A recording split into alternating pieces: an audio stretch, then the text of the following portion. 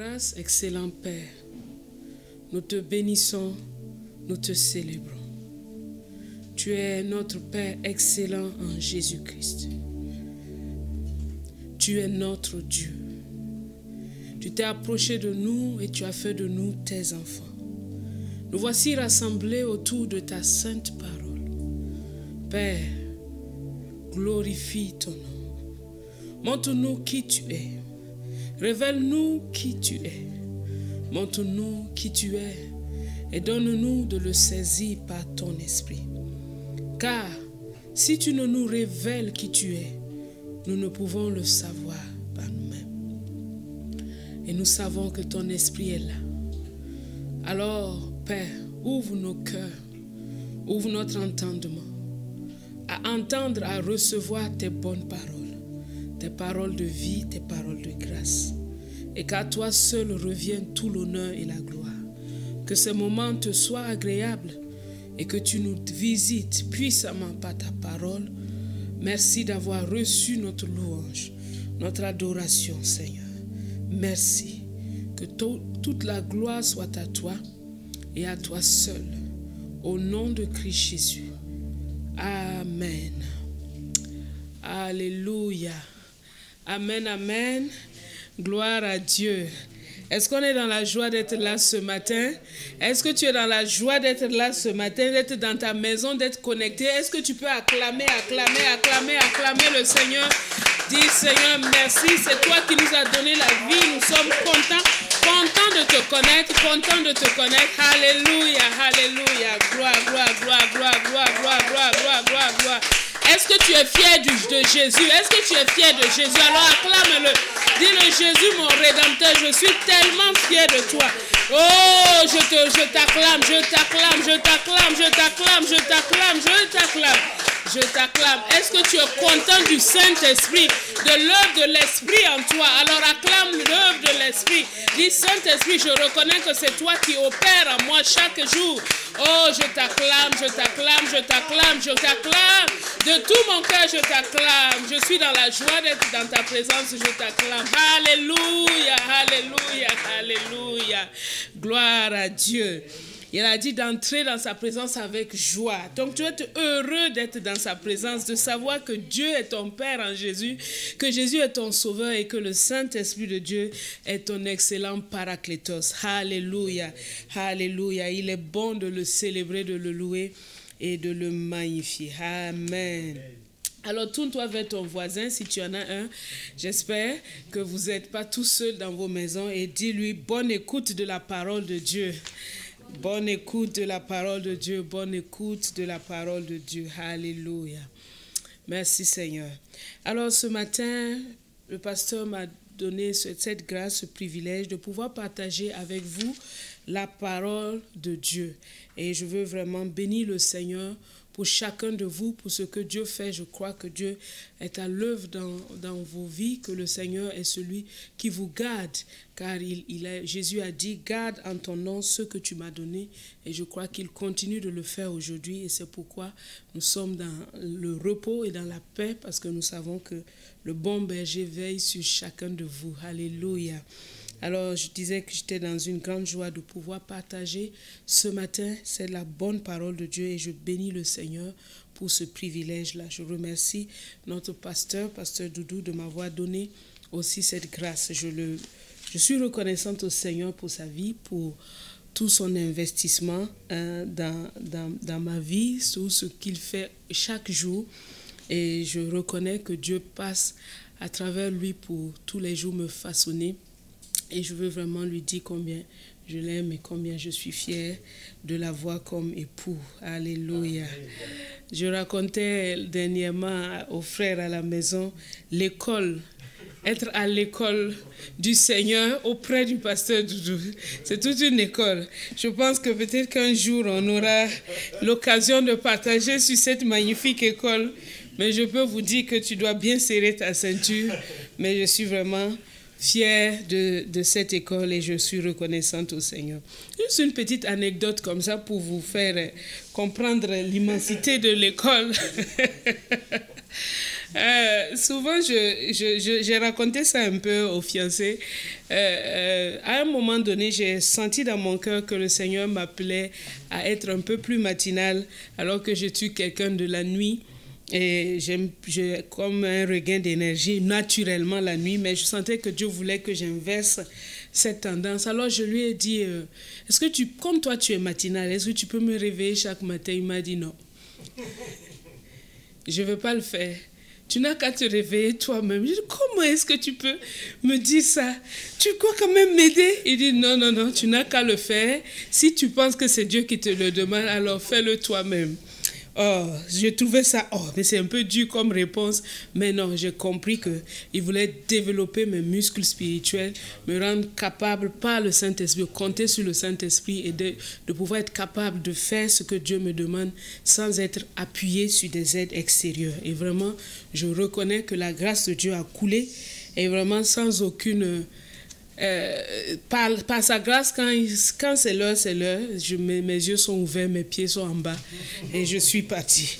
Voilà, toute la gloire lui revient. C'est juste une petite anecdote pour vous dire combien Dieu passe par lui pour me façonner et je lui suis reconnaissante et je bénis son nom pour tout l'investissement qu'il fait auprès de moi. Voilà. Je rends grâce à Dieu aussi pour chacun de vous connectés à ces moments, pour votre fidélité à ces temps les mercredis, les mardis et les dimanches. Alléluia. Alors n'oublions pas que dimanche prochain, à partir de mercredi, nous aurons séminaire.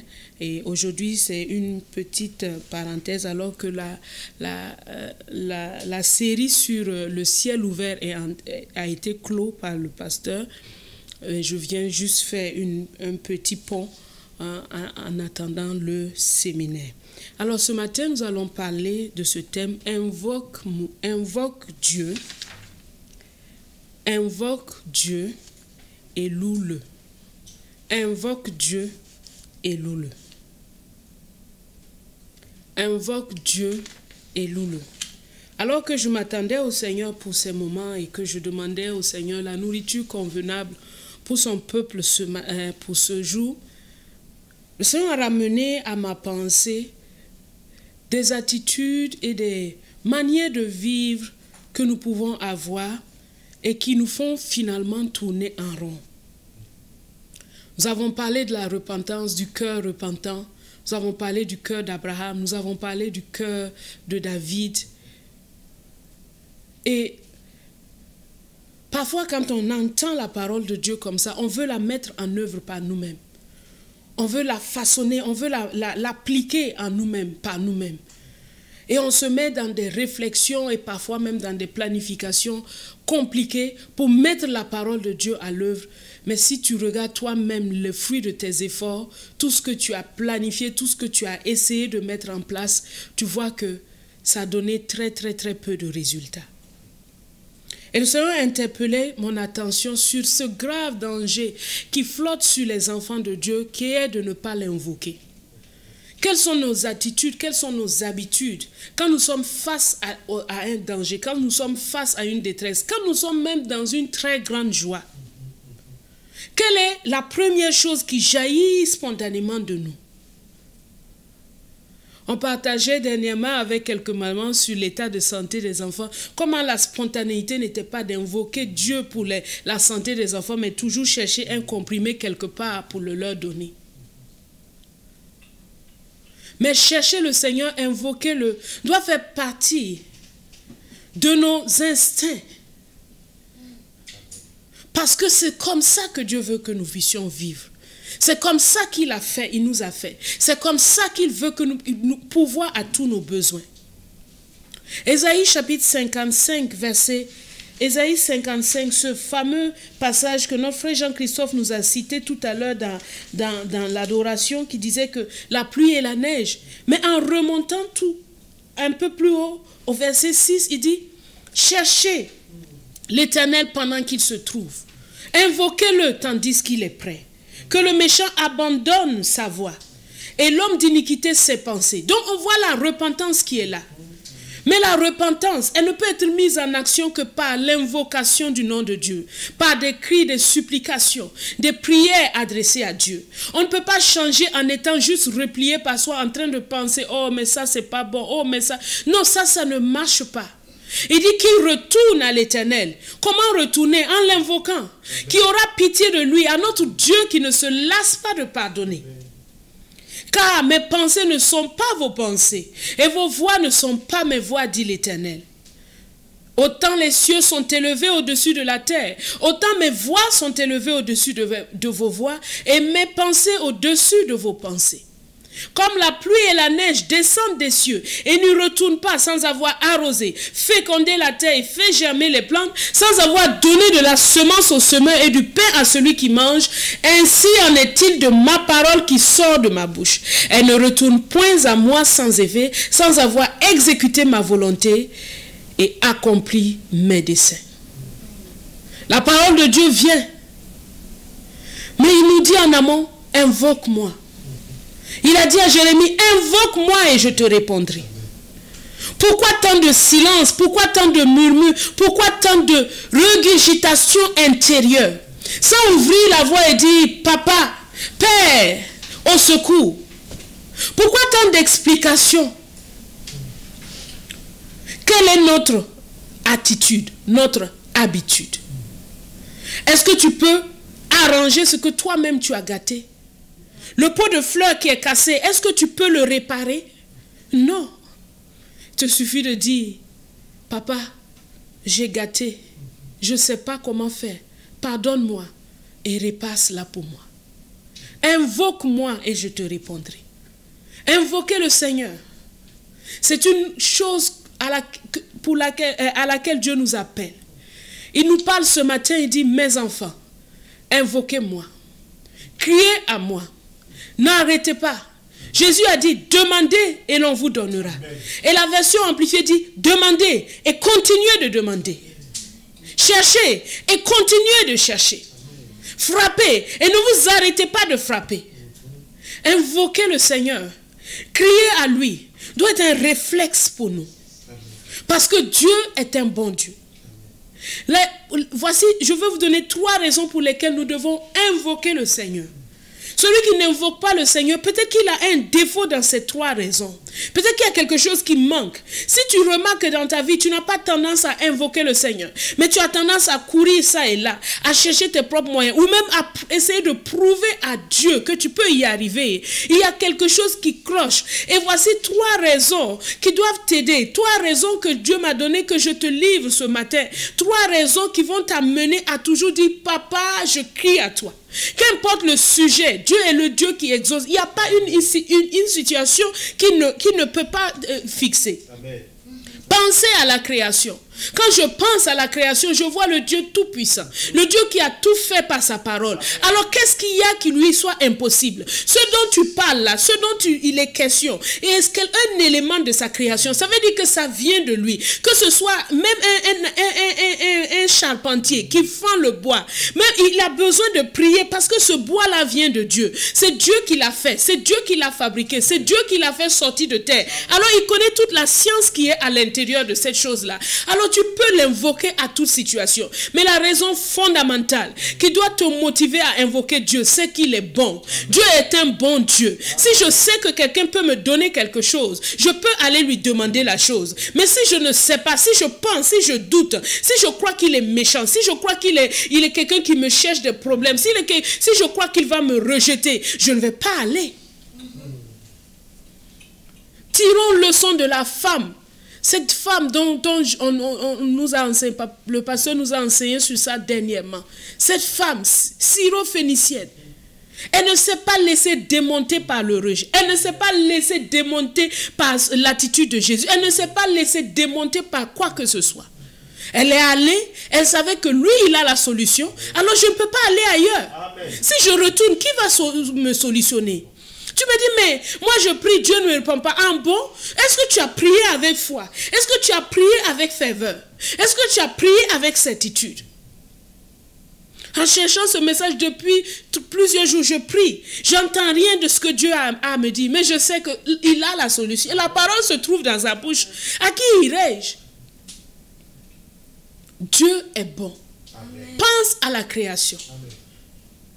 Et nous allons revenir à la création. Genèse chapitre 1. Pour que tu vois un élément tellement important. Genèse chapitre 1. À partir du verset 4.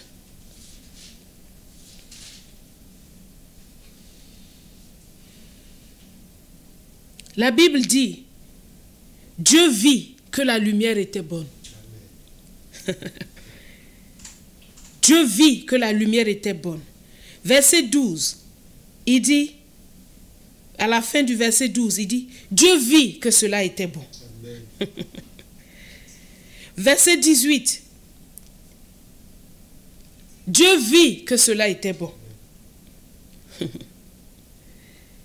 Verset 25, verset 21 d'abord, Dieu vit que cela était bon.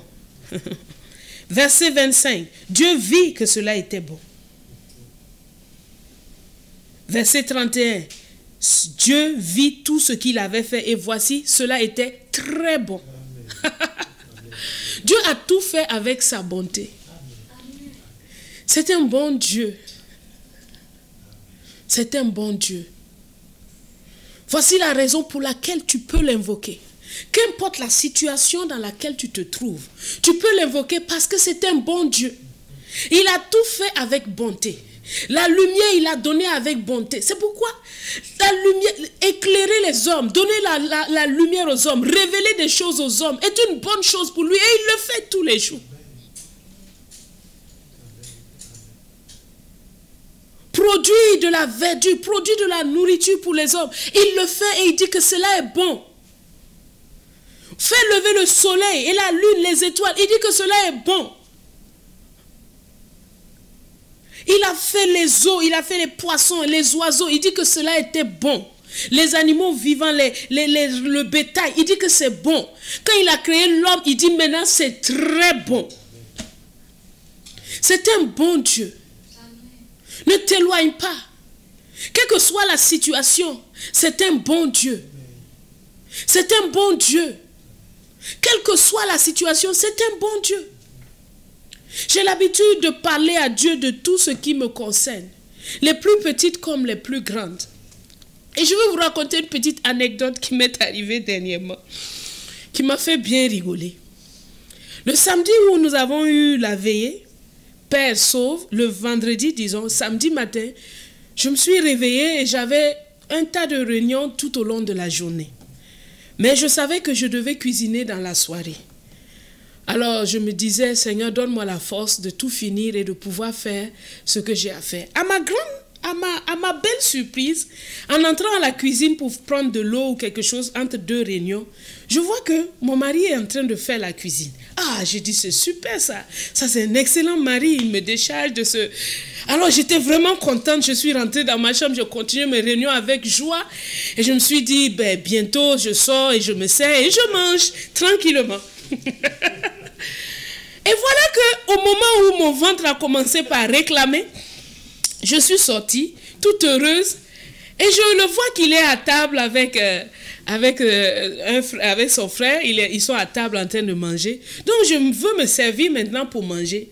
Hey, il n'y a pas de riz. Je dis, mais comment c'est possible?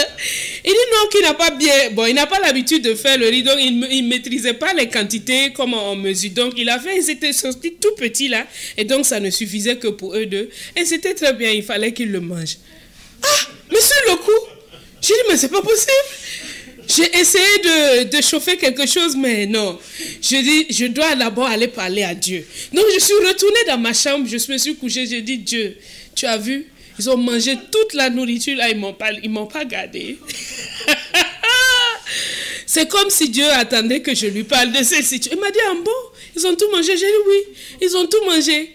Ils ne m'ont pas gardé. Il dit, ah bon, oui. Il dit, mais je pensais que hier, tu avais prié. Vous avez eu veillé hier, non? J'ai dit, oui, on a eu veillé. Mais tu avais dit, Quand ancien Cyril a conduit, il a dit qu'on doit donner notre pain à celui qui a faim, etc. Je pensais que tu avais aussi prié de tout ton cœur pour cela. J'ai dit oui, j'ai prié, mais je t'ai déjà exaucé. Tu vois, je ne tarde pas, hein, je t'ai exaucé sur le coup. Waouh! J'ai dit, mon cœur est descendu en même temps. J'ai dit, merci papa, tu m'as exaucé en effet. Donc merci de me donner maintenant la joie de savoir qu'on a mangé, mais je suis contente que j'ai faim, mais c'est pas grave. Et ça a changé carrément toute ma manière de voir et j'ai commencé à bénir le Seigneur. Et vous voyez des petites choses, mais je sais que mon papa, il est beau. Je peux lui parler de tout ce qui me concerne. Amen. Et ces petites choses-là, il m'a montré quelque chose. J'ai vu, waouh, il a déjà exaucé. Et donc, je dois me réjouir. Me réjouir de savoir que ce qui pouvait me nourrir a nourri quelqu'un d'autre. Et la personne est contente. C'est bien. Alléluia. Amen. Dieu est un bon Dieu. Amen. Il est un bon Dieu. Il ne rejette personne. Il ne fait exception de personne. Quand tu penses à des gens comme Saul de Tarse, des ennemis de Dieu qui ont tué. On voit seulement le meurtre d'Étienne. Mais tous ceux qu'il a tués à Jérusalem, tous ceux qu'il a jetés en prison, qui ne sont même pas mentionnés dans les Écritures. Mais quand Dieu l'a appelé, Dieu a oublié tout ça. Et en une semaine, Saul de Tarse est devenu un prédicateur de Jésus-Christ. Jésus n'est pas venu tous les jours lui dire, rappelle-toi que tu es un tueur, hein, tu as tué, tu vas payer ça. Non. Dieu est un bon Dieu. Amen. Tu peux l'invoquer. Tu peux l'invoquer. Tu dois l'invoquer. Tu dois l'invoquer. Cela offense profondément le Seigneur. Quand nous sommes dans une situation, on ne se tourne pas vers lui. Cela l'offense profondément. Ça l'offense profondément. Et il appelle ça le péché. Il dit, mon peuple a commis un double péché. Qu'est-ce qu'ils ont fait? Jérémie chapitre 2, verset 13. Il dit, mon peuple a commis un double péché. Parce qu'ils m'ont abandonné. M'abandonner, c'est déjà un péché. Mais pour se creuser des citernes crevassées, ça c'est un deuxième péché. Tu dis que tu es un enfant de Dieu. Et c'est au voisin que tu pars toujours demander le pain. Tu n'as pas un papa?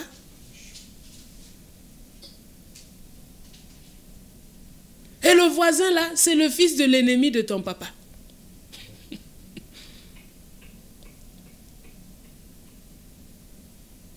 Un double péché. Voyez ça, j'ai dit abandonner Dieu, ne pas l'invoquer, ne pas lui soumettre ce qui nous concerne. Ça s'appelle un péché. Dieu voit ça comme un péché. Parce qu'il est l'arbre de la vie, il est celui qui donne la vie. Amen. Et toute autre source n'est que mort. Mais il ne nous forcera jamais à le choisir. C'est pour ça qu'il a mis l'arbre de la connaissance du bien et du mal et l'arbre de la vie dans le jardin. Afin que l'homme lui-même choisisse qui est-ce qu'il veut invoquer, vers qui il veut se tourner. Encore aujourd'hui, Dieu encore continue à mettre ce choix devant nous chaque jour. Chaque jour, il nous met ce choix-là. Parfois, on réussit dans certains domaines, on ne réussit pas toujours dans d'autres. Mais le Seigneur vient nous interpeller, dit, invoque-moi. Tu veux un cœur d'Abraham, invoque-moi. Tu veux le cœur de David, invoque-moi. Tu veux entendre ma voix, invoque-moi. Tu veux que ma parole soit efficace dans ta vie, invoque-moi. Ne t'arrête pas de m'invoquer, continue de crier à moi, continue de me louer, continue de regarder à moi, car je suis un bon Dieu. J'ai tout fait avec bonté. Tu ne m'as pas commandé de créer la lune, le soleil. Tu ne m'as rien dit. Tu ne m'as pas donné ton conseil. Je l'ai fait parce que je sais que cela est bon. Et quand l'homme s'est retrouvé tout seul, le bon Dieu est encore venu faire une analyse de sa vie et dit, ce n'est pas bon que l'homme soit seul. Et il répare cette situation. Parce que Dieu veut toujours faire de bonnes choses en nous.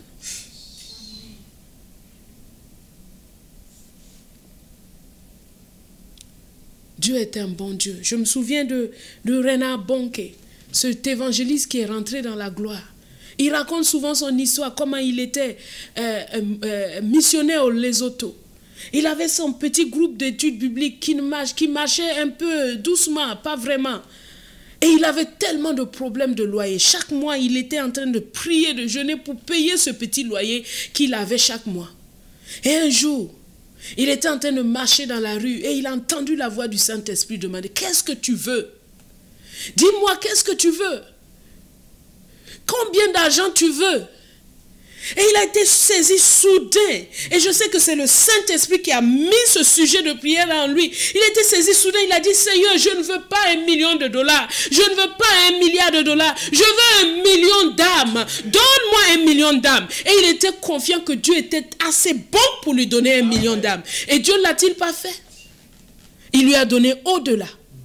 Parce que si on veut compter toutes les foules qui ont été réunies autour de ces campagnes, tous les gens qui ont été impactés au-delà des campagnes, par les livres, les émissions télévisées, tout ce qu'il faisait, même dans son vieil âge, à travers les réseaux, je suis certain que cela dépasse le million. Parce qu'il a cru que Dieu était un bon Dieu. C'est pour ça qu'il dit dans Psaume 2, demande-moi des nations et je te les donnerai. Mais si tu ne les demandes pas, tu ne les recevras pas. Jésus a conclu tout le sermon sur la montagne en disant, demandez et l'on vous donnera. Cherchez et vous trouverez. Frappez et l'on vous ouvrira. Invoque-le. Ne cesse pas de l'invoquer. Y a-t-il une situation? Ne cesse pas de l'invoquer. Parce que tu sais qu'il est un bon Dieu. Il est un bon Dieu. Dans Matthieu 26, verset 53, Jésus savait que le Père était un bon Dieu. Et il disait, ne savez-vous pas que je peux invoquer mon Père, qui me donnerait à l'instant plus de 12 légions d'anges? Il savait que le secours n'était jamais interrompu auprès de Papa. Parce que donner sa vie, c'était son choix. La reprendre était aussi son choix. Le Père lui a dit, tu as le droit de la donner, tu as le droit aussi de la reprendre. Jésus aurait pu s'arrêter au milieu de la croix et dire, non Père, je ne veux plus donner ma vie. Et le Père aurait accepté. Mais il a accepté de faire la volonté du Père jusqu'au bout. C'est pour ça qu'il n'a pas invoqué le Père, pour que le Père lui donne 12 légions d'anges. Mais il savait que Papa était capable. Dieu n'est pas un gourou, un martyr qui force. Non. Il veut que ton don soit volontaire. Soit un don d'amour. Même si cela inclut la peine, la souffrance.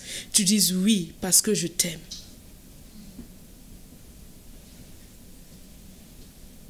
Ce n'est pas tout ce que Dieu nous demande de faire qui est plaisant. Mais quand on a reçu son amour en nous, et qu'on a su à quel point il nous aime, on trouve dans cet amour-là la force de faire sa volonté. Quelle est ta compréhension, ton idée sur Dieu?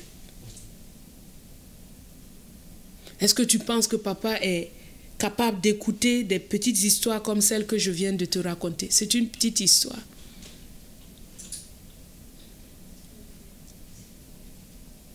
Ou bien Dieu est trop occupé pour entendre ces genres de choses.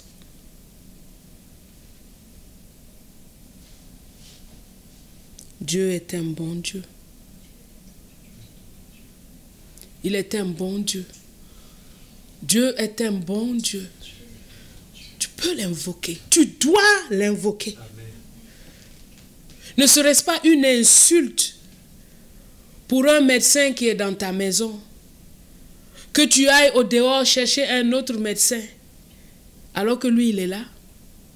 Que tu ne lui demandes même pas, ça c'est quoi? Si c'est son domaine.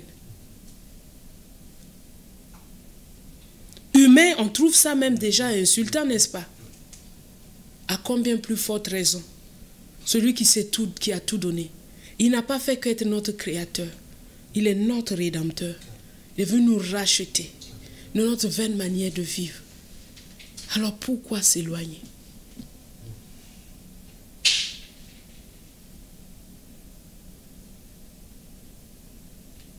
Dieu est un bon Dieu.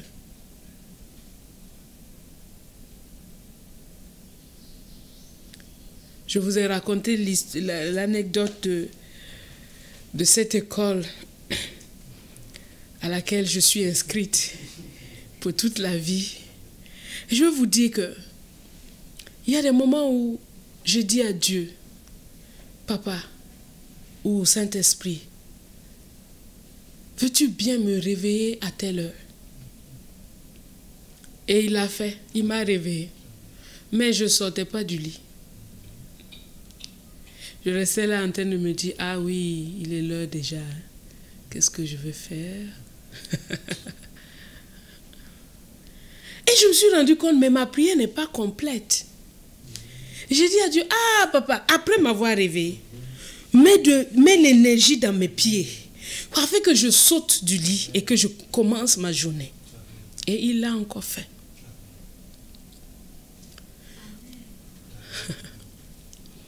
J'ai tellement expérimenté Dieu dans les études. Parfois, je disais à Dieu, parce que comme j'aimais aller faire beaucoup de choses pour Dieu pendant que j'étais étudiante, parfois mon temps me manquait pour vraiment bosser comme il faut. Alors je demandais à Dieu, papa, comme tu vois, j'étais vraiment très occupée pour toi. Bon, chacun sa foi, s'il vous plaît, ne prenez pas mon exemple pour faire ça à copier-coller, mais j'explique ce que j'ai vécu avec Dieu. Je disais à Dieu souvent, tu peux me montrer quel chapitre exactement je dois bosser? Parfois, il ne m'a pas montré, hein? Mais parfois, il m'a montré aussi. Parce que parfois, il voyait que ça devenait une petite mauvaise habitude. Je fais mon truc et puis je viens dire, montre-moi le chapitre. Non, non, Dieu n'est pas comme ça. Mais parfois, il m'a montré. Quand il voyait vraiment, il dit, bosse ici. Et quand je arrive, je vois vraiment que c'est ce qui est arrivé.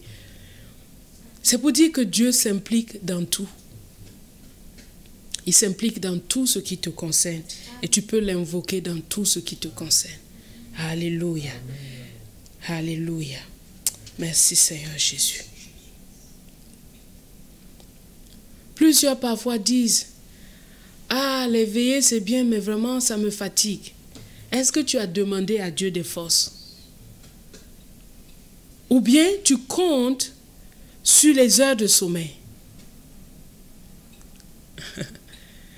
Tellement, personnellement, je l'ai tellement expérimenté. Je dis simplement à Dieu, donne-moi des forces. Et il le fait. J'ai entendu aussi plusieurs témoignages de plusieurs frères et sœurs qui devaient travailler le samedi matin. Mais comment Dieu les a fortifiés après une veillée. Appuie-toi sur la parole, appuie-toi sur la bonté de Dieu. La force ne vient pas du sommeil. La force vient de Dieu. Amen. La force vient de Dieu, mes amis. La force ne vient pas du sommeil. La force, elle vient de Dieu. Et c'est lui qui la donne à qui il veut. N'as-tu pas déjà dormi toute une journée et te lever encore plus fatigué que tu n'avais commencé? Parce que la force, elle vient de Dieu. Crois en lui de tout ton être. Amen. La force vient de Dieu. Ne regarde pas à tes choses, à tes calculs. Non, Dieu est le Dieu de naturel, oui. Il nous demande de faire attention, il nous demande de prendre soin de nos corps, il nous demande de bien manger, de bien dormir. Oui, il nous le demande. Mais il est aussi le Dieu du surnaturel. Et le surnaturel, ce n'est pas le naturel. C'est quelque chose qui est au-dessus.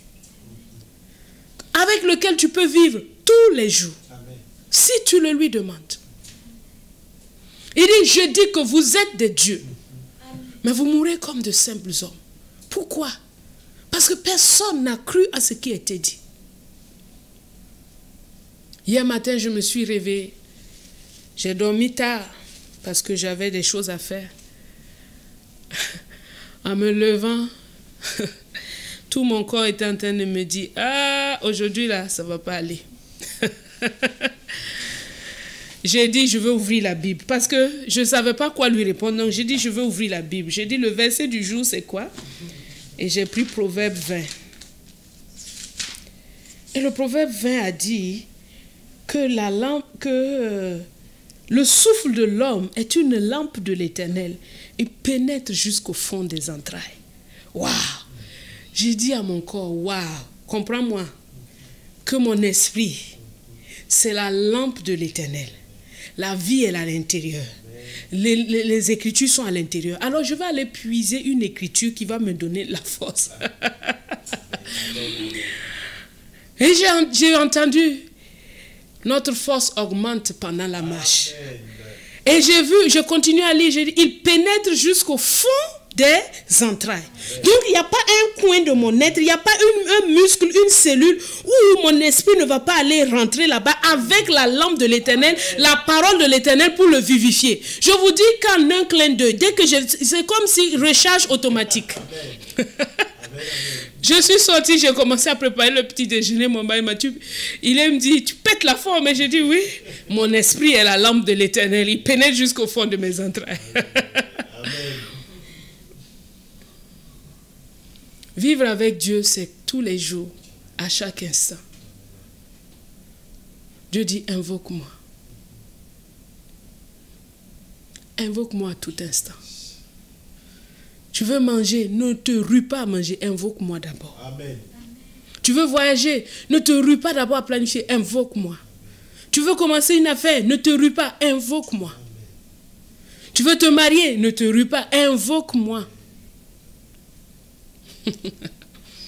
Invoque-moi et je te répondrai. Dieu n'a pas dit reste en toi-même pour tourner sur toi-même, pour voir le pour et le contre. Invoque-moi. Papa au secours. Papa à l'aide. Papa des forces, papa de la joie, papa de la grâce, papa du pardon, papa de l'amour, papa de l'oubli. Tout ce que tu as besoin, il l'a abondamment. Amen. Dieu est celui qui a le pouvoir d'affermir et d'agrandir. Dieu est celui qui transforme les déserts en fleuves et qui transforme les fleuves en déserts. Il donne la prospérité, il crée l'adversité. Alors tu peux compter sur lui. Tu dois compter sur lui. Dis avec moi, je dois compter sur lui. Je dois l'invoquer en toutes circonstances. Car il est un bon Dieu. Oui, il est un bon Dieu. Ne te replie pas sur toi-même. Il est un bon Dieu. La deuxième raison, c'est que Dieu est la source de toutes choses. J'en ai vu son caractère, sa bonté. Mais parfois, nos parents peuvent être bons, mais ils n'ont pas tout. Donc, on ne va pas leur demander parce qu'ils n'ont pas. Mais non seulement le Père Céleste est bon, mais il a toutes choses dans sa main. Luc chapitre 10, verset 22.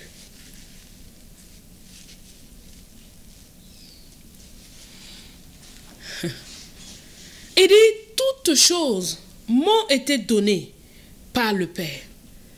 Toutes choses m'ont été données par mon Père. Tout. Quand on dit tout là, il n'y a pas quelque chose qui reste. Amen. Amen. Tout. Tu veux dire vraiment tout? Oui, tout. Absolument tout. Le sourire, oui, oui, tout. L'argent, oui, tout. La compétence, oui. Tout. Absolument tout. Toute chose vient du Père. Tu as vu qu'il est bon? Tu peux savoir que tout, absolument tout, vient de lui. La sécurité vient de lui. Le repos vient de lui. La grâce vient de lui. L'amour vient de lui. Absolument tout vient de lui. Tout. Absolument tout. C'est pourquoi nous devons l'invoquer. Parce que s'il a tout, c'est tout. Pourquoi on l'appelle Abba, Papa, Père? Père veut dire la source. Amen. La source. Il est la source de tout.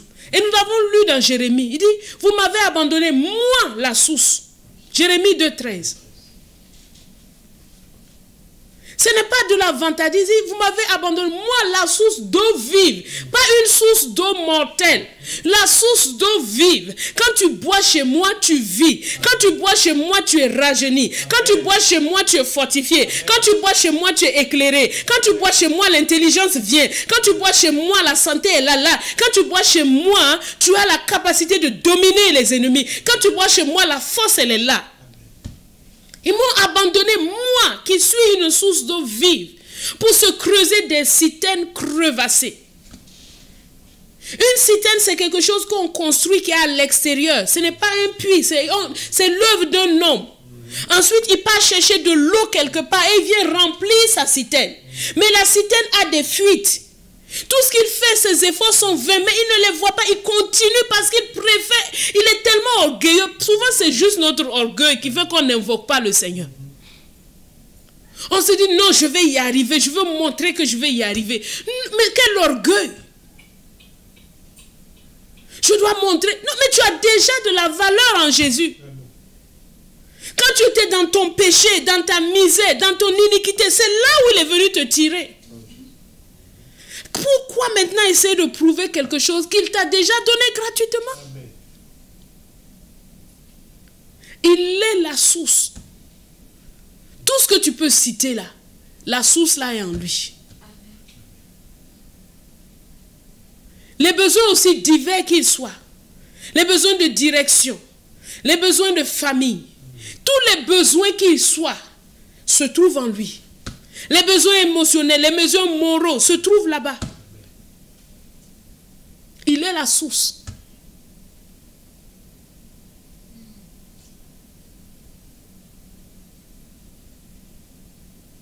Il est la source. 1 Chronique 29, verset 12.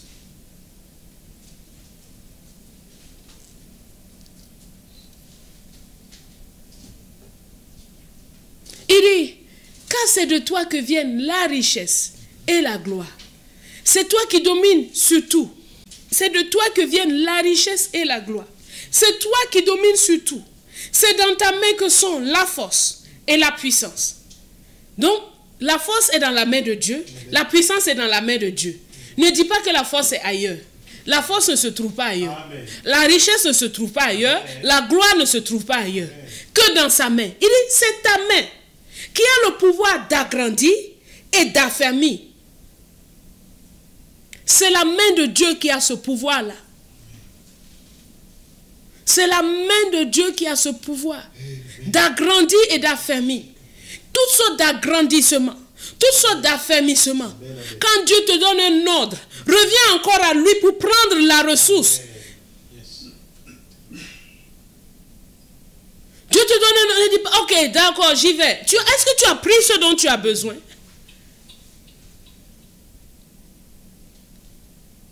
As-tu reçu ce dont tu as besoin? Mais le recevoir, c'est dans la prière, en l'invoquant. Tu as besoin de guérison? Oh, Jésus, tu es celui qui guérit. Rapha, tu es celui qui guérit. Tu as besoin de paix? Shalom. De toi viennent la richesse et la gloire. Et c'est toi qui domines sur tout.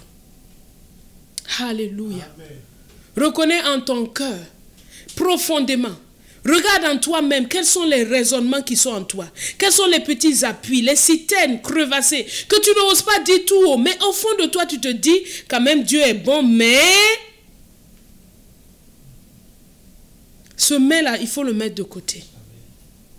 Appuie-toi sur le Seigneur de toutes tes forces. Ne t'appuie pas sur ta sagesse. Toutes les autres choses qu'il ajoute ne sont pas des sources, mais des moyens. Mais la source reste toujours le Seigneur. Amen. Il a le pouvoir, j'aime beaucoup ça, il a le pouvoir d'agrandir et d'affermir toutes choses. Tout vient de lui. Amen. Alors invoquons-le. Invoquons-le. Alléluia. Psaume 119, verset 4-21. Psaume 119, verset 4-21.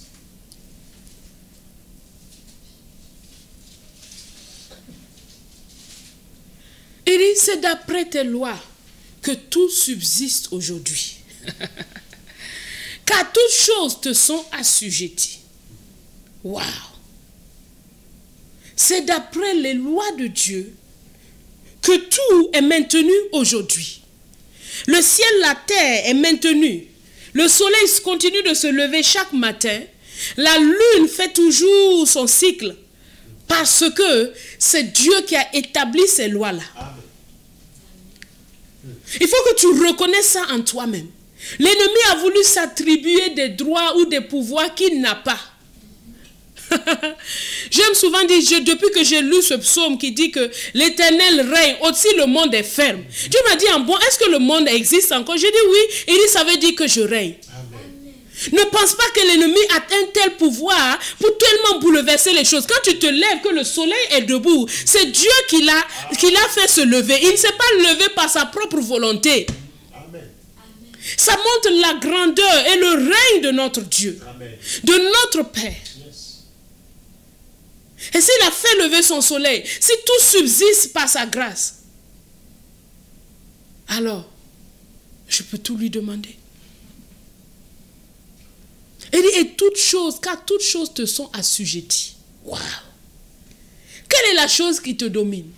La chose que tu n'arrives pas à maîtriser. Dieu dit que lui, quand lui il arrive, tout est assujetti. Alors évite-le. Demande-le de venir prendre la place. Demande-le de venir guider ça. Quel que soit le domaine. Des ennemis spirituels nous a donné le beau nom de Jésus. Afin que tout nous soit assujetti. Mais si on a une arme, si on a de l'huile, si on a du vin, si on a du jus, si on a à manger, mais qu'on ne le prend pas, on ne le met pas dans notre bouche, à quoi ça sert? Peuple de Dieu, ne te lasse pas d'invoquer le Seigneur. Amen. Car lui ne se lasse pas de t'écouter.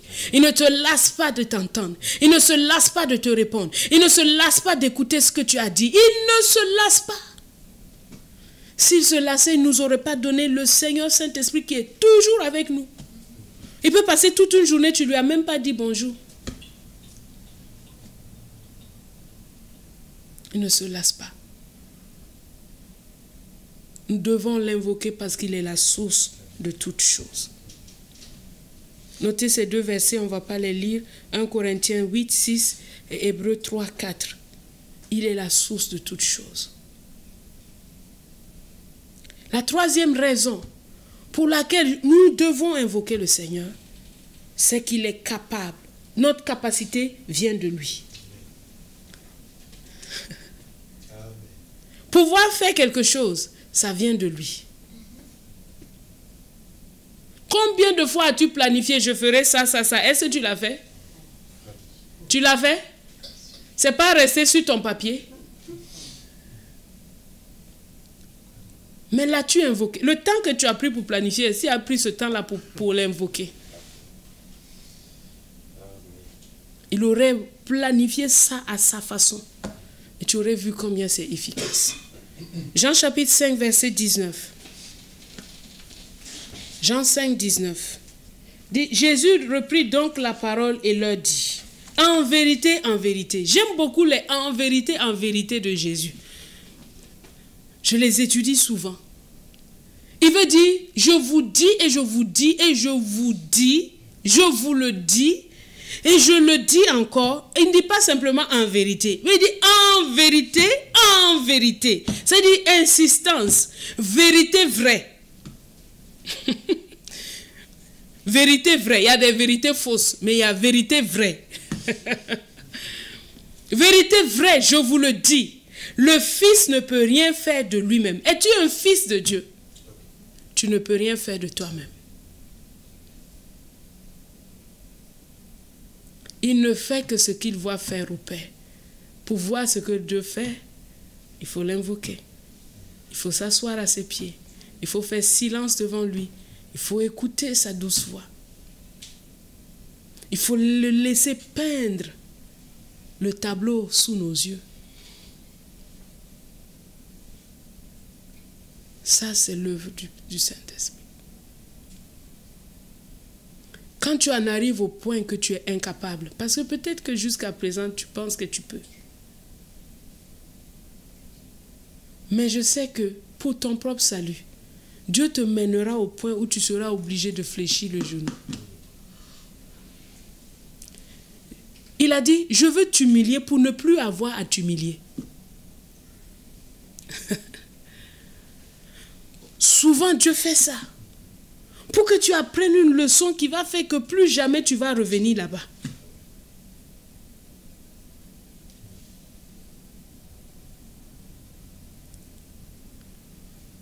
Quand l'enfant est petit, on peut lui éduquer plus facilement certaines choses. Alors les parents font des choses que l'enfant trouve peut-être humiliantes. Mais pour qu'il ne soit pas humilié plus tard.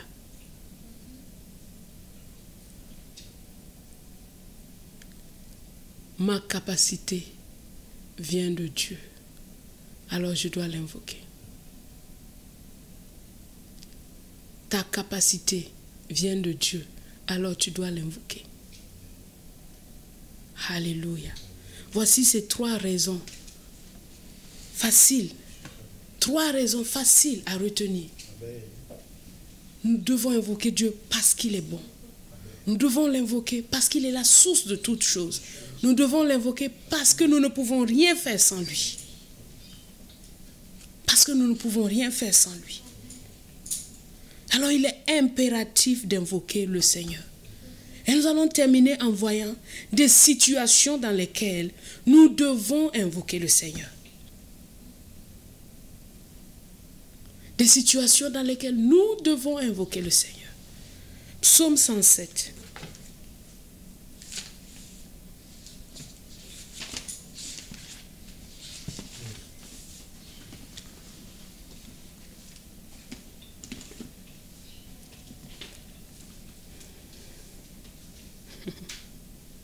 Il dit, louez l'Éternel car il est bon, car sa miséricorde dure à toujours.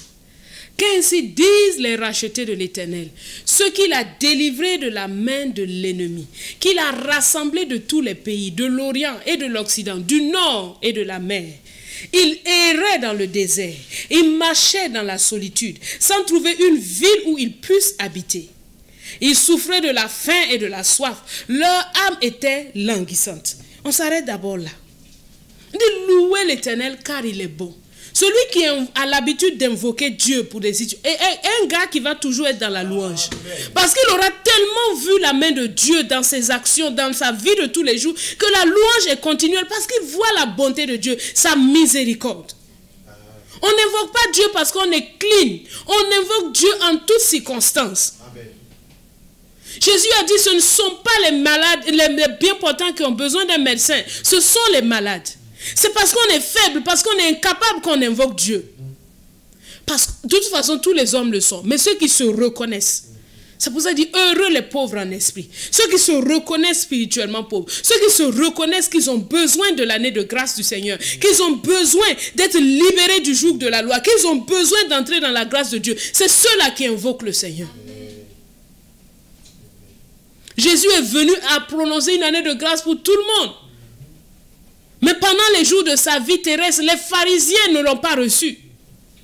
Parce qu'ils pensaient que leur bonne conduite était suffisante. Leur propre justice était suffisante. Elle n'était qu'un vêtement souillé. Nous dit le Seigneur, même dans Jérémie, c'était écrit. Louez l'Éternel, car il est bon.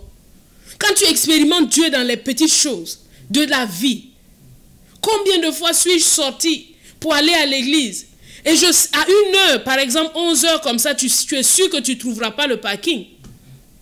Ça, c'était au moment où on ne faisait pas descendre la voiture en bas de l'immeuble. Mais combien de fois j'arrive, je dis, Dieu, donne-moi une place.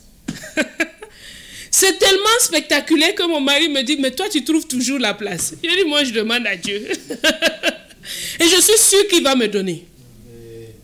Parfois j'arrive, je tourne, je n'ai pas trouvé la place. Je dis, mais Seigneur, je sais que tu vas me donner une place. Alors je fais le tour, je reviens. Et pendant que je suis en train de voir quelqu'un qui est en train de sortir, et je me mets à la place. Jamais il ne m'a fait défaut. Des si petites choses, mais qui sont des sujets de louange. Quand tu vois la présence de Dieu dans des petites choses comme ça de ta vie, qu'est-ce qu'il ne peut pas faire? S'il s'occupe des petites choses, est-ce que ce sont les plus grandes qu'il va délaisser? Les chefs de ce monde s'occupent des grandes choses. Les petites, vous-même, débrouillez-vous. Mais Dieu prend soin de nous jusque dans les petits détails. Parce qu'il est bon. Parce que sa miséricorde dure à toujours. Qu'ainsi disent les rachetés de l'Éternel, ceux qu'il a délivrés de la main de l'ennemi. Es-tu dans la main d'un ennemi? Crie à Dieu. Et le principal ennemi de l'homme, c'est le péché. Mais Jésus est venu. Dieu a donné Jésus. Il est venu à la croix. Il est mort pour nous. Lui qui était sans faute, l'agneau de Dieu parfait. Il est mort à la croix. Il était enseveli. Il est ressuscité en vainqueur. Il est sorti du tombeau avec la puissance de Dieu. Par la puissance de Dieu, il est sorti du tombeau. Et il est sorti pour toi et moi. Il est sorti, il a dit à partir de maintenant, le ciel qui était ouvert depuis mon baptême, maintenant vous pouvez entrer dans la présence glorieuse du Père. Vous pouvez vous pouvez devenir des enfants de Dieu. C'est ainsi qu'on devient un racheté de Dieu. En croyant simplement que oui, je méritais la condamnation, je méritais la mort, mais quelqu'un est mort à ma place. Il a pris ma condamnation, il est mort pour moi et je l'accepte. Je crois cela, je dis Seigneur, tu es le Seigneur, le sauveur de ma vie. Viens et sois le Seigneur de ma vie.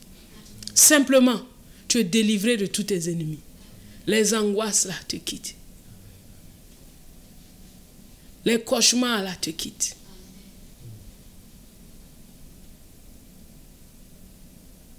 Parce qu'il nous rachète.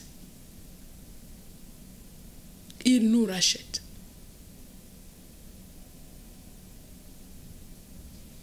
Es-tu dans la main d'un... Invoque-le. Ne va pas à gauche, à droite. Invoque Dieu. Amen. Il dit, il errait dans le désert, verset 4. Il marchait dans la solitude, sans trouver une ville où il puisse habiter. Il souffrait de la faim et de la soif. Leur âme était languissante. Dans leur détresse, ils criaient à l'Éternel et il les délivra de leur angoisse. Il les conduisit par le droit chemin pour qu'ils arrivassent dans une ville habitable. Qu'ils louent l'Éternel pour sa bonté et pour ses merveilles en faveur des fils de l'homme. Est-ce que tu as l'impression que tu es en train de errer? C'est comme si tu es en train de errer. Est-ce que tu as cette impression? C'est comme si tu es en train de marcher tout seul. Un frère est en train de dire, mais je marche tout seul. J'ai besoin d'une femme. Je marche tout seul. Ou tu ne sais même pas où habiter, où être. On te dit, bon, mon ami, où est-ce que tu vas? Vraiment, je ne sais pas. Ce n'est pas à la télé, ce n'est pas sur Internet que tu vas trouver des réponses. Ça se trouve dans le cœur de Papa bon Dieu. Amen. Et dans le cœur de Papa bon Dieu n'est pas sur Internet. Il est près de toi. Amen. Crie à lui, invoque-le. Et nous allons prendre du temps dans la prière pour invoquer le Seigneur dans les situations qui sont citées là. Parce qu'il y a plusieurs, toi qui es assis dans ta maison et qui est comme dans un désert, qui est comme dans une solitude. Dieu dit, il y a une chose à faire. Ce n'est pas à tourner sur toi-même, mais fais comme eux, dans leur détresse. Au secours, Seigneur. Conduis-nous là où nous devons être. Sors-nous de cette solitude. Il dit, il les conduisit par le droit chemin pour qu'ils habitassent dans une ville habitable. Pas une ville inhabitable. Une ville habitable. Qu'il loue l'Éternel pour sa bonté et pour ses merveilles en faveur des fils de l'homme. Car il a satisfait l'âme altérée. Ton âme est-elle languissante? Ton âme est-elle languissante? Il y a une chose à faire. Jésus, fils de David, aie pitié de moi. Bartimée était languissant, il était fatigué de sa situation. Mais il a crié, Jésus, fils de David, aie pitié de moi. Et Jésus a satisfait son âme altérée. Il ne suffit pas de crier faiblement comme si, bon, tu as une autre solution. Quand tu as une autre solution quelque part là, bon, tu n'es pas serré. Ça dit, bon, il ne faut pas avoir te fatiguer. Mais quand tu n'as pas une autre solution, quand c'est lui et lui seul, tu es là. C'est pour ça que Jésus a donné la parabole de la veuve et du juge inique. Le juge a beau sortir, rentrer, faire comme s'il s'en fout. La veuve, elle était là. Est-ce que tu es là? Ou bien parfois tu te fâches avec Dieu. Oh, il ne me répond jamais. Aïe, tu peux faire tchoum à Dieu. J'aime souvent dire que Dieu est assis au ciel. Qu'est-ce qu'on peut lui faire? On ne peut même pas monter là-bas avec une... Même les fusées n'arrivent pas là-bas. Les fusées même n'arrivent pas. L'argent même pour monter dans une fusée, on n'a pas encore. Mais même si on avait l'argent de la fusée, on ne peut pas arriver là-bas. On dit il habite une lumière inaccessible. Sauf si lui-même il t'emmène dans sa présence, tu ne peux pas arriver là-bas. Donc ne sois pas découragé. Regarde la bonté de Dieu. Dieu est bon, il est bon pour toi. Il ne fait pas exception pour toi. Il est bon pour toi. Il dit, il satisfait l'âme altérée et il comble de bien l'âme affamée. Toutes les fins de ton âme, là, les fins de sécurité, les fins de repos, les fins d'estime de toi, toutes les fins qui sont dans ton âme, les fins de bonne volonté, toutes les fins qui sont dans ton âme, Dieu dit qu'il les comble. Alors crie à lui. Ne t'arrête pas de crier à lui. Au secours, le matin, la nuit, le soir. Au secours, Seigneur. Tu es mon secours. Je crie à toi. Sors-moi de cette détresse. Amen. Sors-moi de cette détresse. Je me souviens d'un mois de janvier qui était un mois de grande détresse pour moi. Et en l'espace, je dis, mais Dieu, quand 31 décembre, là, c'était les gens dansent. Bon, je n'ai même pas vu les gens danser parce que je ne les regardais même pas. Mais je me suis dit, waouh, comment on peut passer une nouvelle année dans une telle détresse? Mais tout au long de la nuit de la veille, je ne faisais que dire à Dieu, au secours. Sois mon secours. Sauve-moi. Délivre-moi. Exauce-moi. Aie pitié de moi. Je vous dis qu'à la fin du mois de janvier, ma situation était à régler. Parce qu'il n'est pas quelqu'un qui soit dans la détresse, qui crie à lui, et Dieu qui ne répond pas. Il dit quand un malheureux crie, l'Éternel entend, et il le sauve de toute cette détresse. Il n'a pas dit quand un fervent pieux, non, ne t'appuie pas sur ta piété. Ne commence pas par dire, je veux me lever tôt parce que comme ça Dieu va me... Non. Crie seulement. Au secours, papa. Je compte sur ta bonté. J'ai foi en ta bonté. Au secours. Donne-moi ce cœur repentant-là. Je vois des mauvaises choses à moi. Mon âme est mélangée. Une âme mensongère, une âme trompeuse, une âme qui calomnieuse, une âme méchante. Qui va me sauver de ça? Il n'y a pas une chirurgie, il n'y a pas un chirurgien où je puisse aller me coucher et dire que opère mon âme. Lui seul peut le faire. La Bible dit que Dieu est celui qui forme le cœur à tous. Alors tu peux crier à lui pour les problèmes de ton âme. Amen. Enlève cette tendance-là dans mon âme. Opère une chirurgie en moi. Sauve-moi, Seigneur. Je ne veux plus en attendre de ces sentiments. Je ne veux plus être dans cette insécurité. Je ne veux plus être dans cette misère. Je ne veux plus être dans cette situation. Seigneur, au secours. Simplement. Pas dire, Seigneur, c'est à cause de lui là. Si je suis là, c'est à cause de... Non, au secours. Au secours. Simplement. Tu es errant, tu ne sais pas où aller. Crie à Dieu. Cherche-le. Je n'ai pas dit de crier un jour. J'ai dit de continuer à crier jusqu'à ce qu'il t'entende.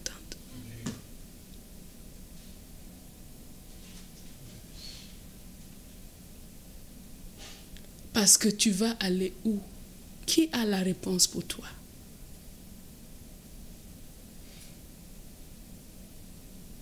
Sois humble devant le Père.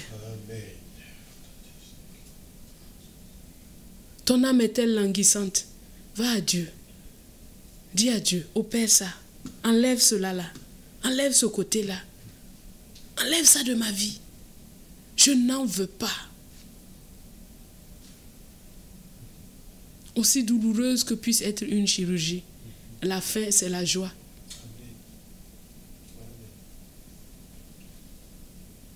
Hier, on a eu notre réunion des épouses et on voyait les caractéristiques de la femme insensée et certaines caractéristiques de la femme sage.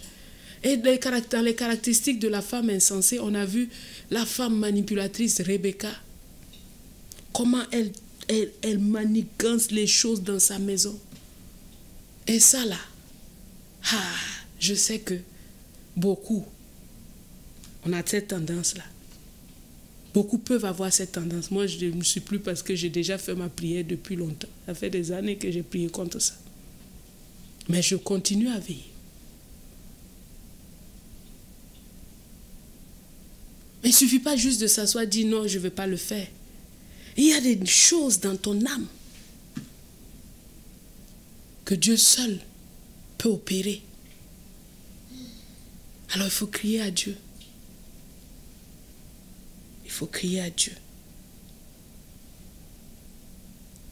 Verset 10, il dit que ceux qui avaient pour demeure les ténèbres et l'ombre de la mort, ceux qui vivaient captifs dans la misère et dans les chaînes, parce qu'ils s'étaient révoltés contre les paroles de Dieu, parce qu'ils avaient méprisé le conseil du Très-Haut.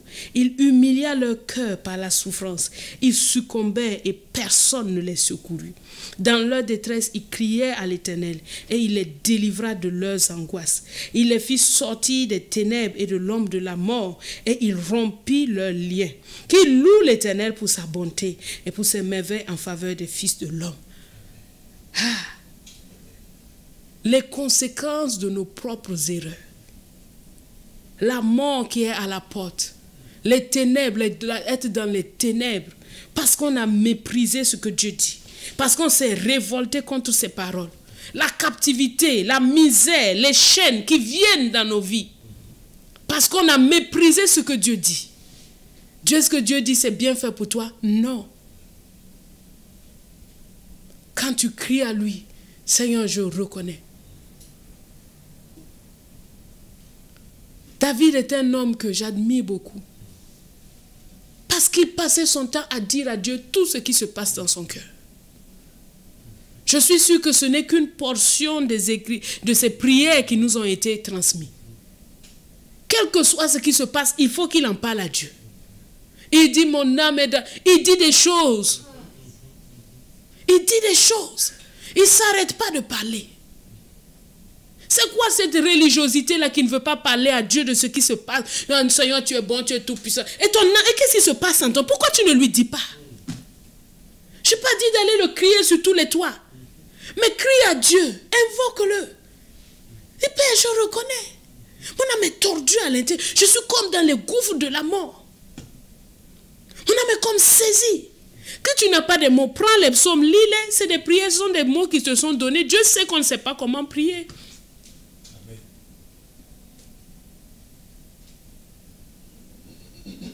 Mais Dieu encore les a délivrés de leur captivité. Quand le fils qu'il a eu avec Bathsheba était souffrant, l'enfant est mort au bout de 7 jours. L'enfant a fait 7 jours de vie. Aussitôt né, aussitôt malade.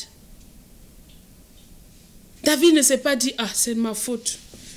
Je n'ai qu'à supporter. Non. David a dit, où est-ce que je vais aller? Je vais encore à toi. Il s'est humilié, il a dit, peut-être qu'il va avoir pitié de moi. Peut-être qu'il aura compassion. Cet état de cœur, d'abandon total, de confiance à Dieu. Vous voyez ces petits enfants-là, quand tu les tapes, c'est eux encore qui viennent s'accrocher à ton pied. Ce sont des personnes, ce sont des gens qui ont déjà ça naturellement. C'est-à-dire, tu me frappes, mais je sais que c'est toi qui es encore la source de ma consolation. Je vais aller où?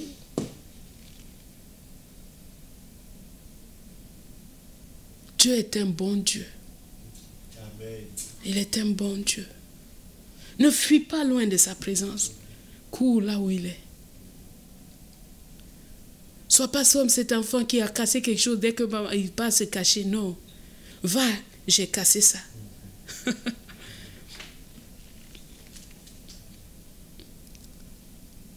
Je me souviens de notre frère Jean-Christophe, Jean-Christophe, quand on était encore étudiant, quand on était à la première fois que j'ai fait sa connaissance, c'était au camp de 2005, camp de GJCM. Et je ne sais pas, il avait cassé quelque chose. Il avait cassé quelque chose, je ne sais plus qu'est-ce que... Je me rappelle vraiment plus de ce que c'était. Mais comme, voilà, comme j'étais la responsable, je vois un jeune homme qui vient vers moi, qui s'étale de tout son corps. Je dis, mais qu'est-ce qu'il a celui-là? Il dit, je demande pardon, j'ai cassé. Mais il était prosterné carrément, quoi. Je dis, mais j'étais choquée. Je dis, mais quelle est cette demande? Tu peux même plus demander c'est quoi il a fait. Tout ce que tu veux lui dire, c'est, oh, relève-toi. C'est tout ce que tu as envie de lui dire parce que franchement, tu dis, mais aïe, un simple vase, il était prosterné sur tout. Je viens pour me... Pardon. Aïe, j'étais émerveillée. Ça m'a touchée. Quand je suis rentrée à la maison, j'ai dit, waouh, c'est ce qu'on doit faire. Au lieu de chercher 1000 excuses, simplement dit, papa, c'est moi, c'est moi qui l'ai fait. Et nous l'avons appris tant avec la repentance. Pas besoin de tourner, c'est moi. Je te demande pardon. Et Dieu les a encore délivrés. Regardez au verset 16. Il dit, il a brisé les portes des reins. Ça veut dire qu'ils étaient dans une prison. Ils ne peuvent pas sortir par eux-mêmes. Il a rompu les verrous de fer. Vous voyez comment la repentance est le simple chemin. Parfois, on va prendre autorité, Tu ne t'es pas repenti. Tu vas prendre autorité comment? Puisque à cause de ta désobéissance que tu es dans ce truc. Quand maintenant tu t'es repenti et que tu as reçu son... Il brise les portes. Maintenant au nom de Jésus fonctionne. Amen. Mais sans être passé par là, sans l'avoir invoqué, comment est-ce possible?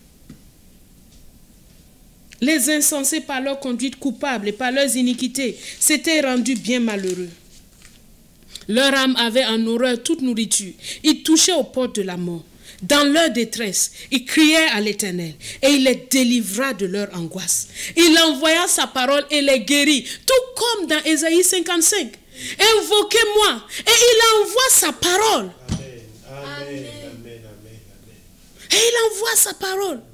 Et il les fait échapper de la fosse. Là où tu devais mourir, là, c'est là où il te fait échapper de la fosse. Combien de fois Dieu nous a fait échapper de la fosse, de la mort? Combien de fois il nous a fait échapper pour que nous puissions le louer pour sa bonté et pour ses merveilles. Il dit au verset 22 qu'il offre des sacrifices d'action de grâce et qu'il publie ses œuvres avec des cris de joie. Ceux qui étaient descendus sur la mer dans les rivages et qui travaillaient sur les grandes eaux, ceux-là virent les œuvres de l'Éternel et ses merveilles au milieu de l'abîme. Il dit et il fit souffler la tempête. Ça là, ce sont les voyageurs. Que ce soit les voyageurs maritimes ou les voyageurs aériens ou les voyageurs. Tu commandes, je prends l'avion. Allez, au revoir. Maintenant, en haut là-bas, quand l'avion commence par secouer là, tu es là, Jésus. Oui, tu fais bien de l'appeler. Parce que lui seul peut te sortir de cette situation. Mais nous devons l'invoquer avant de partir. Priez avant d'aller en voyage. Priez avant de commencer une entreprise. Cherchez le Seigneur. Pas juste dire, Seigneur, je vais faire ça, bénis-le au nom de Jésus. Non. Qu'est-ce que tu en penses? Je te cherche. Ces pensées qui sont en moi, viennent-elles de toi? Mon cœur soupire après toi. Et tu l'attends. Donc, tous les voyageurs, tous ceux qui sont en train de... Le voyage peut être un projet. Le voyage peut être une destination quelconque ou le commencement d'un mariage ou quoi que ce soit. Invoquez-le. Ne soyez pas juste dans le matériel.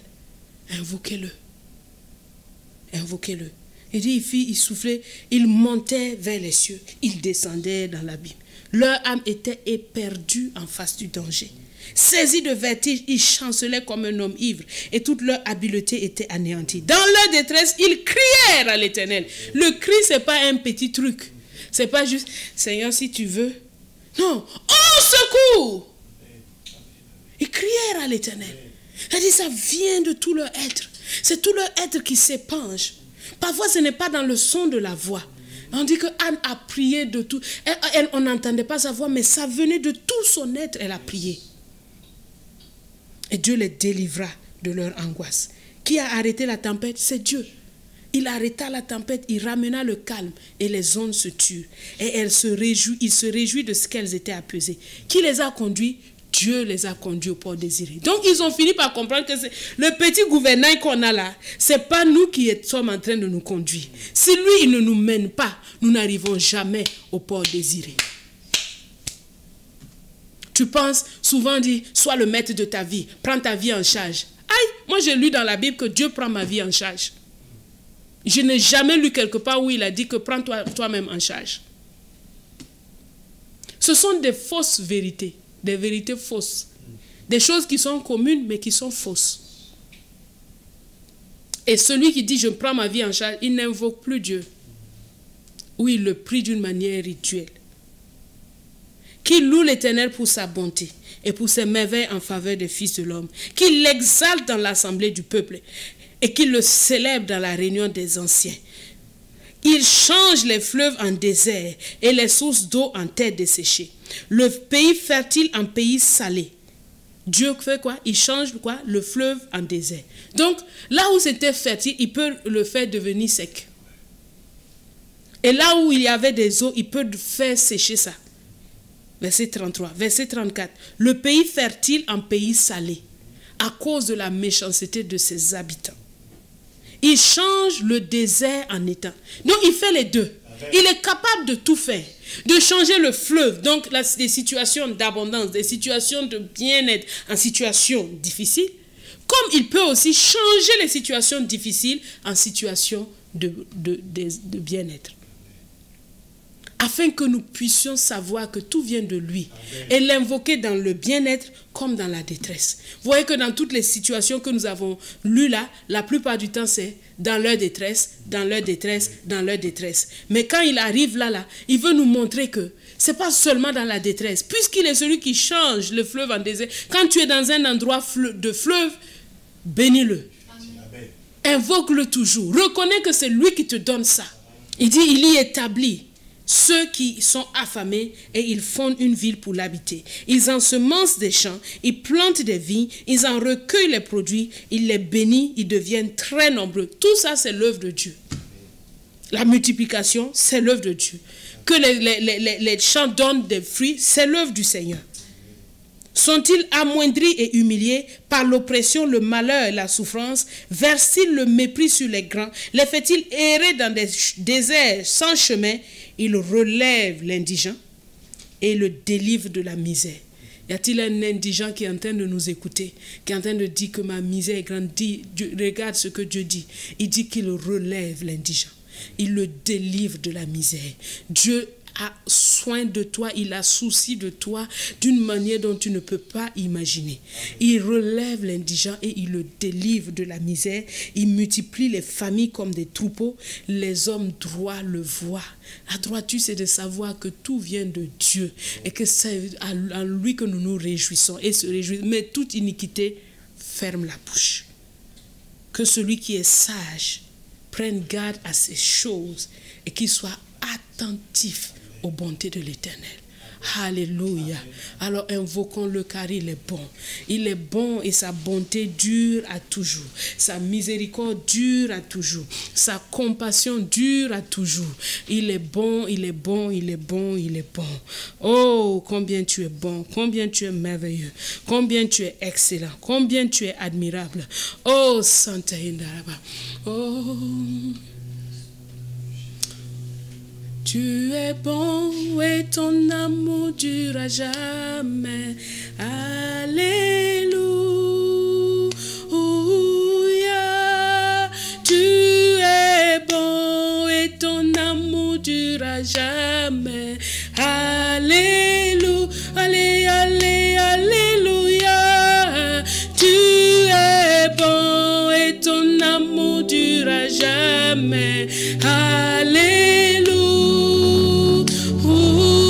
Ta langue le célèbre, tu es bon et ton amour dure à jamais. Alléluia, allez, allez, alléluia. Tu es bon et ton amour dure à jamais. Alléluia.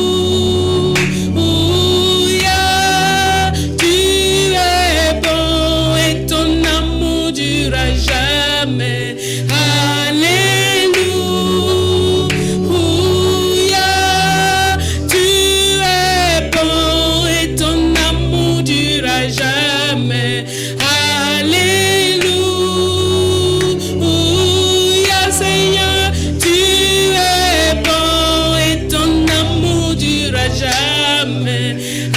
Alléluia.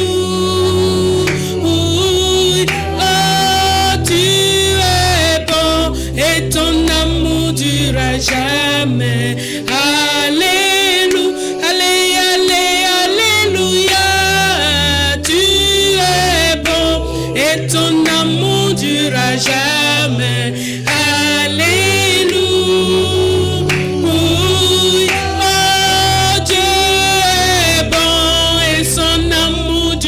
Jamais. Alléluia, alléluia, tu es bon et ton amour durera jamais. Alléluia.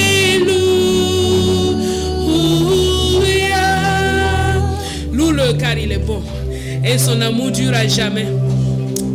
Il est bon et son amour durera jamais. Que les rachetés disent, car il est bon et son amour durera jamais. Ah, son amour durera jamais. Alléluia. Ça veut dire qu'aujourd'hui encore l'amour de Dieu est renouvelé. L'amour de Dieu est là en toi, pour toi, avec toi. Oh, il est bon et son amour durera jamais. Il est bon et son amour durera jamais. Nous comptons sur sa bonté. Nous sommes sûrs de sa bonté. Nous sommes sûrs de sa bonté. Si nous n'étions pas sûrs de voir la bonté de Dieu sur la terre des vivants. Mon âme, réjouis-toi. Mon aide, réjouis-toi. Mon peuple, réjouis-toi. Oh, mon ami, réjouis-toi. Peuple, réjouis-toi. Mon frère, réjouis-toi. Car tu verras la bonté de Dieu dans ta vie. Tu verras la bonté de Dieu dans ta vie. Dieu est bon et son amour durera jamais. Je suis sûr que tu verras la bonté de Dieu dans ta vie. Je suis sûr que tu verras la bonté de Dieu dans ta vie. Je suis sûr que tu la verras. Parce que David a dit que, oh, si je n'étais pas sûr, et Dieu qui ne fait exception de personne, vient à toi avec sa bonté grande et merveilleuse. Alléluia. Alléluia. Sa bonté est grande. Sa bonté est grande. Sa bonté est grande. Nous allons l'invoquer pour tous ceux qui ont besoin de rachat, de délivrance de la main des ennemis. Quel qu'il soit, nous allons l'invoquer, dire Père, Éternel des armées, délivre les hommes et les femmes de la main de leurs ennemis. Le premier ennemi de l'homme, c'est le péché, avec le diable, la chair et toutes ces choses. Disons à Dieu, délivre les hommes. On ne parle pas seulement du peuple de Dieu. Nous sommes en train d'invoquer Dieu pour les hommes, pour l'humanité, pour tous les hommes. Nous allons demander à Dieu, nous crions à toi. Les hommes sont dans des détresses, en proie à des détresses, en proie à des angoisses. Oh, délivre-les de la main des ennemis. Délivre-les de la main des ennemis. Père, je prends autorité au nom de Jésus sur tout ennemi, sur la vie des hommes et des femmes.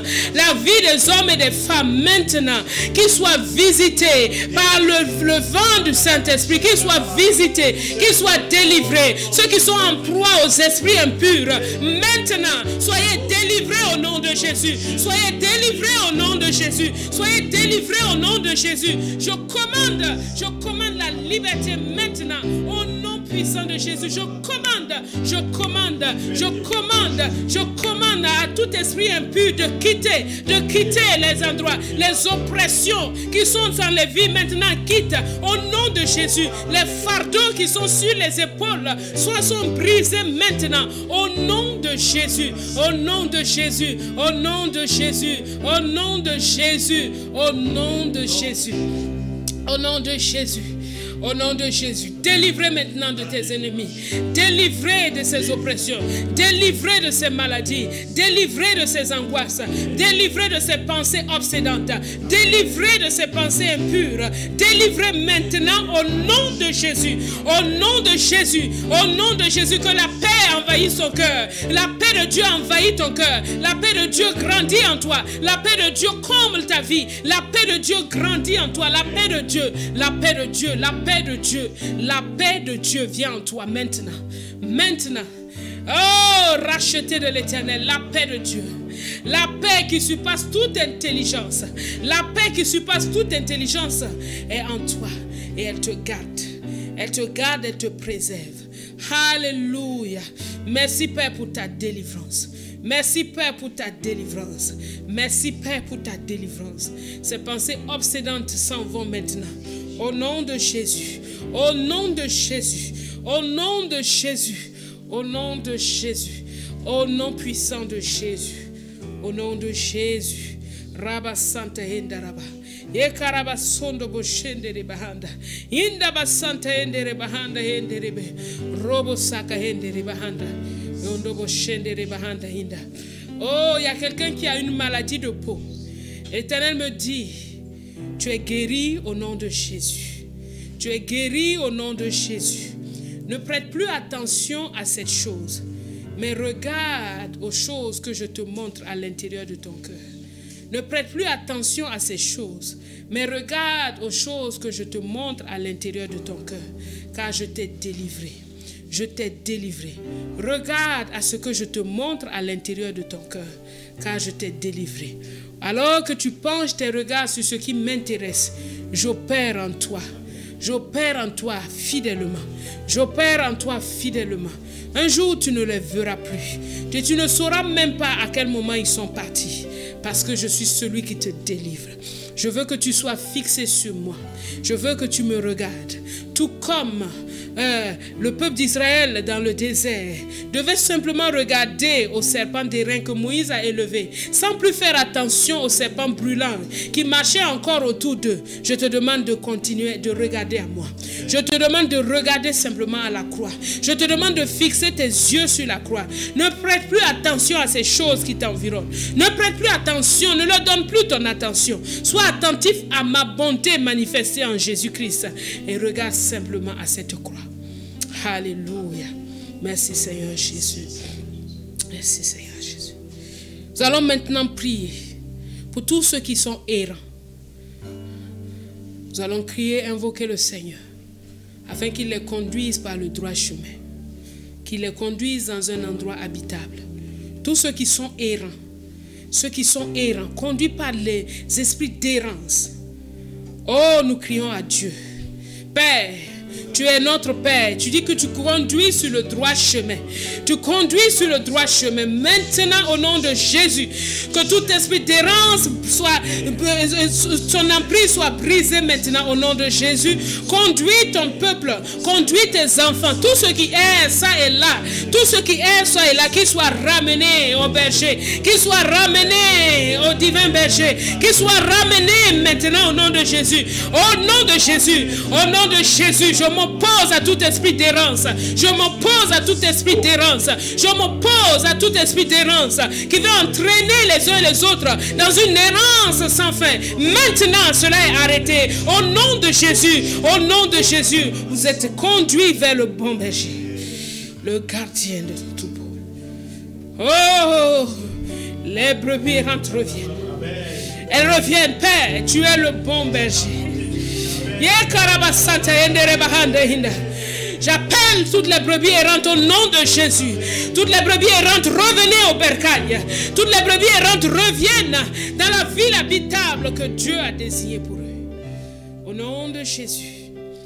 Quiconque marche dans la solitude, j'appelle au nom de Jésus un ami sûr. J'appelle au nom de Jésus. Oh, une famille sûre. J'appelle au nom de Jésus les solutions divines. Le pouvoir malsain de la solitude est brisé. Le pouvoir malsain de la solitude est brisé. Il ne reste que la solitude que Dieu veut pour parler à ton cœur. Il ne reste que celle-là. La solitude malsaine est ôtée maintenant. Son emprise est brisée maintenant. Son œuvre est enlevée maintenant au nom de Jésus. Oh, merci Seigneur. Merci, nous te louons d'avoir conduit tes enfants dans ces refuges. Merci. Merci. Merci. Père, pour tous ceux qui se trouvent dans la confusion maintenant, que la lumière soit. Ceux qui sont comme dans des ténèbres, dans la captivité, dans la misère, dans l'angoisse. Père, je prie que tout verrou de fer soit brisé. Je prie que toute porte d'airain soit brisée. Que toute porte soit ouverte et qu'ils sortent de ces cachots. De ces cachots. Prends compassion, Seigneur. Merci pour le sang que tu as versé. Je plaide les mérites du sang de l'agneau. Oui, ils sortent libres.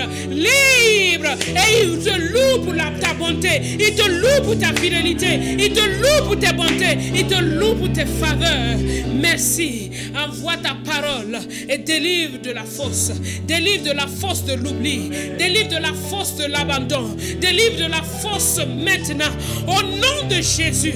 Père, je prie que toute captivité soit brisée, je prie, Seigneur, que toute méchanceté, toute conséquence due à la méchanceté soit ôtée.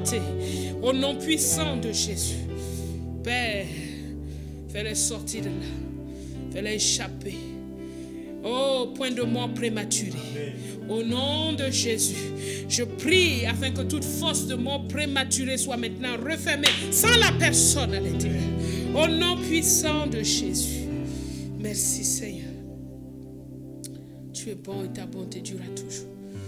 Seigneur, pour tous ceux qui sont dans des projets, comme en route sur une mer, oh Dieu, je prie qu'ils te reconnaissent toi et que tu les conduises au port désiré. Je te le demande au nom de Jésus. Car tu es bon et ta bonté durera toujours. Seigneur, nous te bénissons pour tous les temps d'abondance, tous les bien-être que tu accordes, tous ceux qui sont en paix, dans le repos. Merci. Merci, cela vient de toi. Toute productivité vient de toi. Merci. Merci Seigneur. Merci Seigneur. Merci Seigneur Jésus. Merci Seigneur. Multiplie les familles. Multiplie ton peuple. Toi qui as le pouvoir de l'agrandir et de l'affermir, agrandir et affermir. Dans ces temps difficiles, prends soin de chacun. Prends soin des hommes. Et qu'ils voient que c'est ta bonté et ta fidélité qui prend soin d'eux. Seigneur, le monde ne fait que s'empirer. Les choses, les situations ne font que s'empirer. Les situations ne font qu'être de plus en plus difficiles. Et nous savons que cela ne va pas aller en s'allégeant. Mais nous savons que nous avons un refuge en toi. Nous avons ton nom merveilleux que tu nous as donné pour que nous puissions t'invoquer. Oh Dieu, que chacun de tes enfants prenne part à ce merveilleux privilège que de t'invoquer. Et qu'il crie à chaque instant, Abba Père, Abba Père, Abba Père, au secours. Abba Père, délivre. Abba Père, multiplie. Abba Père, change les déserts en étang.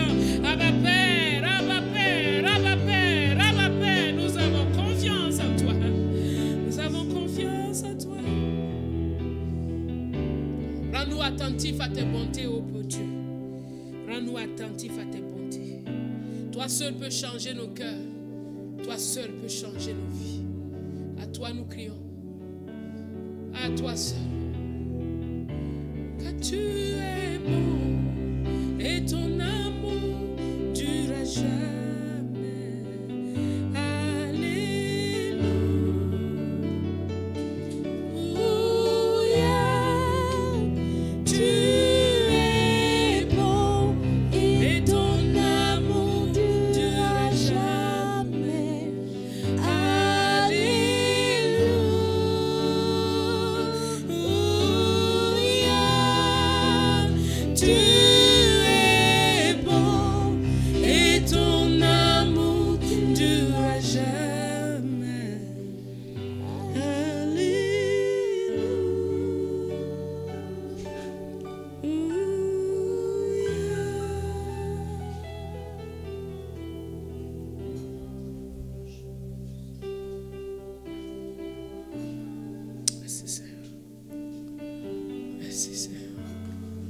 Merci Seigneur pour ta grande bonté.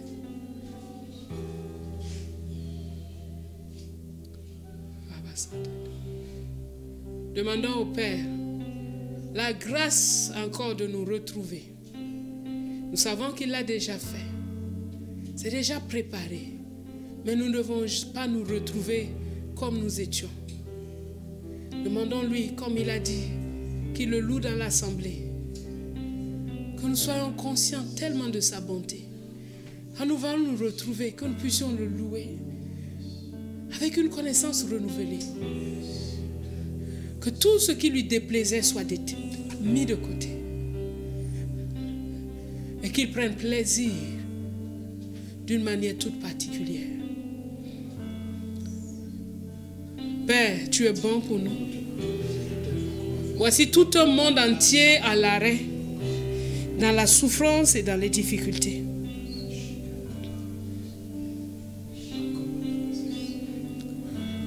Tout un monde entier à l'arrêt.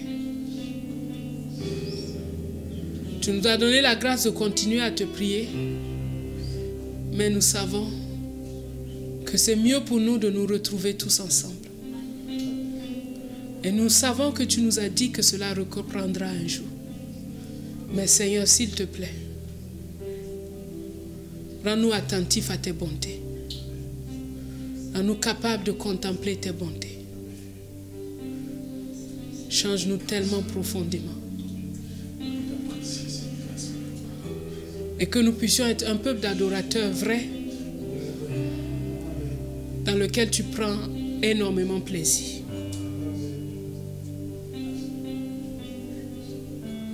Nous crions à toi, car toi seul est capable d'opérer cela en chacun. Toi qui es capable de former notre cœur à tous. Forme en nous des cœurs vrais. Des cœurs repentants. Des cœurs qui t'invoquent la nuit comme le jour. Qui n'ont pas honte de t'invoquer. Qui ne sont pas fatigués de t'invoquer. Qui crient à toi de tout leur être. Car dans ces temps difficiles, tu es notre refuge. Toi seul es notre refuge. Il n'y a point d'autre refuge que toi. Merci de nous avoir entendus. Merci de nous avoir exaucés. Au nom de Jésus. Amen.